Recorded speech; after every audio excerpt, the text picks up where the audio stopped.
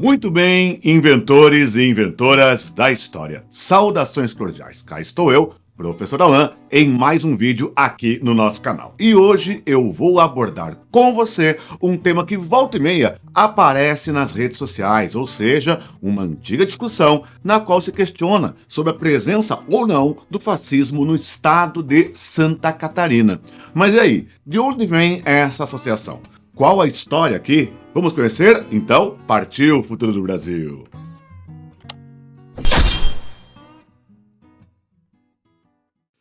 Aqui no canal, eu já destaquei a questão da formação do fascismo na Itália.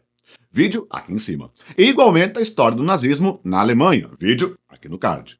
De modo geral, e relembrando, entendemos o fascismo e sua versão alemã, o famoso nazismo, como uma forma de sistema político anticomunista, antiliberal, imperialista e expansionista, com forte ideário militarista, presença da ideia de culto a um líder como Mussolini e Hitler e também marcado por xenofobia. Porém, se trata de uma forma geral, que pode assumir diferentes versões em diferentes países, como no caso do nazismo na Alemanha, onde foi central a questão da eugenia, ou seja, a questão ali da pureza racial e também do antissemitismo, o ódio aos judeus. E o caso do franquismo na Espanha e do salazarismo em Portugal, que, em estudos recentes de pesquisadores europeus, são chamados os dois de clérigo-fascismo, à medida que se coligavam a uma ideia aí de tradicionalismo católico. No Brasil, porém, convenciona-se a visão de que as ideias fascistas deram forma no chamado integralismo, da Ação Integralista Brasileira, ou AIB, criada e liderada pelo jornalista Plínio Salgado, lá na Era Vargas. O integralismo tinha suas próprias características, sendo alvo de discussão se pode ser classificado nos moldes do fascismo clássico.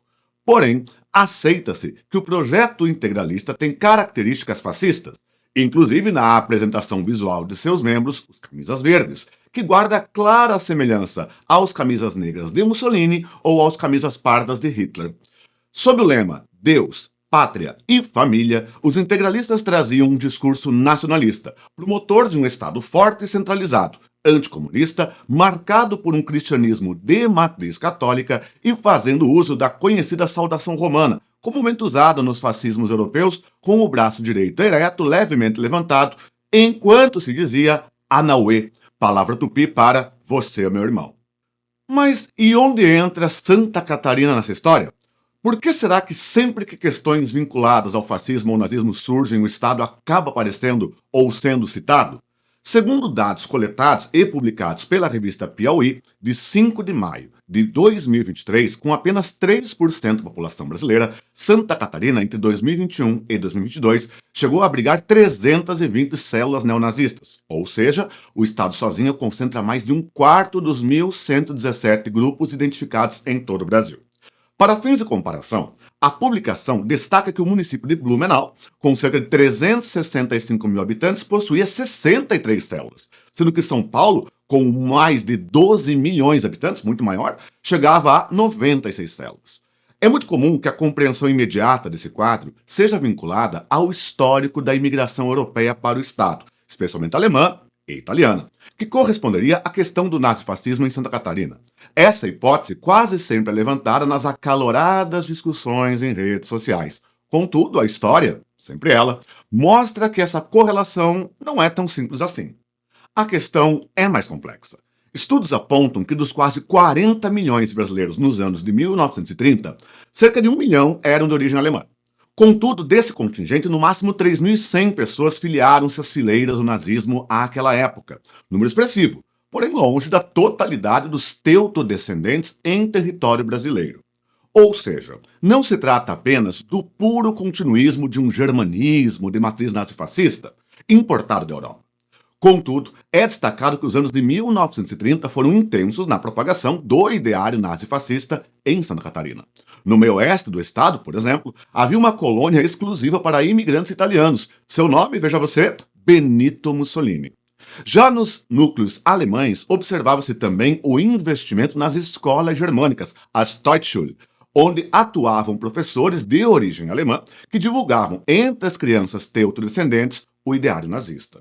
Porém, quando observamos o crescimento vertiginoso do integralismo em Santa Catarina, passamos a perceber que a questão ia muito além das comunidades ítalo-germânicas, contando com a adesão de muitos luso-brasileiros aos preceitos evidentemente fascistas do integralismo. Cabendo destacar que a questão racial não era determinante no projeto integralista, diferente do que ocorria na ideologia nazista. Para se ter uma ideia do sucesso do pensamento integralista em Santa Catarina, nas eleições municipais de 1936, a AIB já era a segunda força política no estado, elegendo 8 prefeitos e 72 vereadores. Inclusive se tornaram a força política dominante em pelo menos 2 das maiores cidades do estado, Blumenau e Joinville, ambas fundadas por imigrantes alemães, sendo derrotados em outros municípios menores, por pequena margem, como mostra artigo de João Henrique Zanelato, doutor pela Universidade do Extremo Sul Catarinense. O estado contava com o terceiro maior contingente de filiados à AIB, atrás apenas de São Paulo e Bahia. Segundo René Girtz, o integralismo estruturou-se em Santa Catarina a partir de 1934, por iniciativa de Otton Gama Dessa, Antônio Portini e Carlos Seabra, quando foi formado o núcleo de Florianópolis.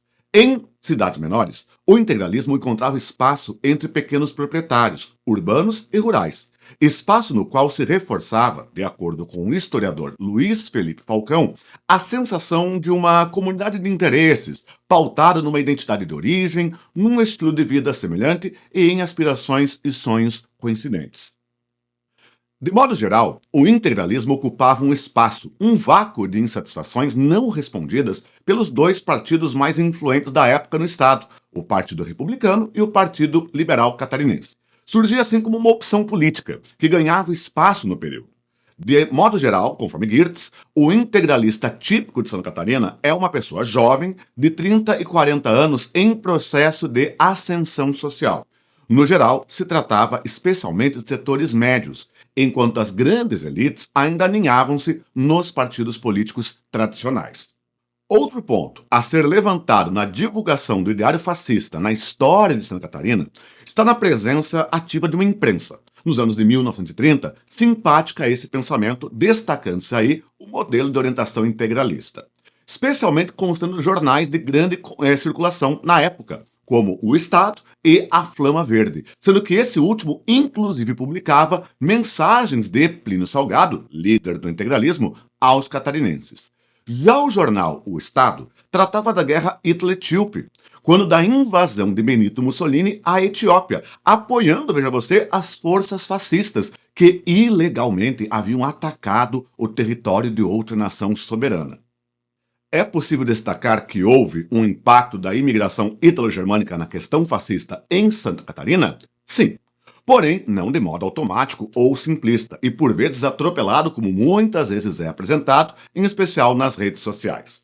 A formação histórica do Estado em núcleos coloniais, em comunidades menores, internalizou uma visão política de viés notadamente conservador, porém atraindo também um grande contingente, especialmente ao integralismo, de cidadãos de outras origens étnico-culturais, atravessando discussões que se colocavam presentes também em outras regiões do país e que escapavam às questões mais características das comunidades ítalo-germânicas.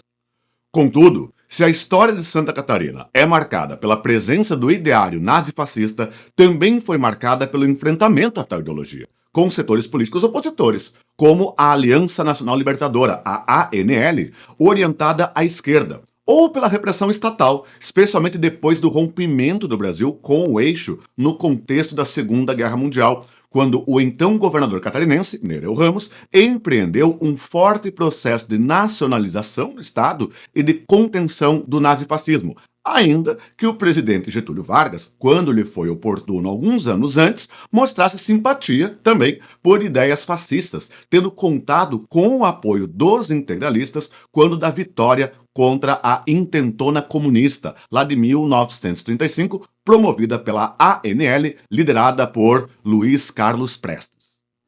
Enfim, o estado de Santa Catarina tem sua história, seus arranjos políticos e, claro, nessa conta, a polêmica está embarcada, movimentando ainda hoje paixões ideológicas acaloradas que, volta e meia, se digladiam nas frágeis teias das redes sociais. Seja como for a sua opinião, contudo, é sempre bom destacar que, ainda que se diga que nem sempre um, mas sempre um, este que nem sempre existe, e não é possível generalizar como regra inquestionável toda uma população dentro de um único espectro ideológico. É fundamental a análise, a pesquisa e a leitura. Aliás, vou deixar aqui na descrição links de materiais que utilizei neste vídeo, bem como outras dicas de leitura para você reforçar seus argumentos, suas discussões.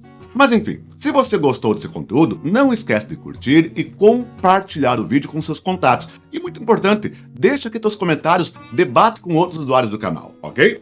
Mas é isso, fique ligado que logo publicaremos mais vídeos e até lá, já sabe, um fortíssimo abraço e que a força, claro, sempre esteja com você. Tchau, tchau!